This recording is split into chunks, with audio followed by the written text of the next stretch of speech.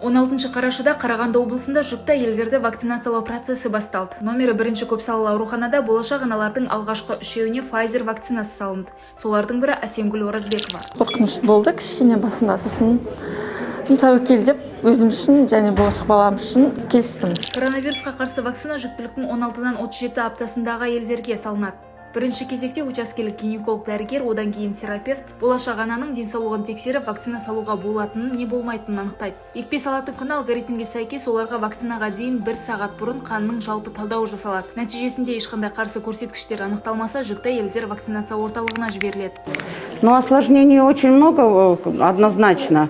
Но прежде всего... Коронавируспен ауырған кезде өте көп асқынулар болады. Біріншіден, бұл мерзімінен бұрын босану, ұрықтың антенатальды өлімі, нәресте өлімі. Бұл ковид ауруының өзін айтпағанда, ал вирус жұқтыру тыныс алу жеткіліксіздігіне және басқа да салдарға кеп соғады. Сондықтан қауіпті аурудан бірінші кезекте өзіңізді және болашақ сәбиіңізді қорғаудың жалғыз амалы вакцинация екенін түсіну керек.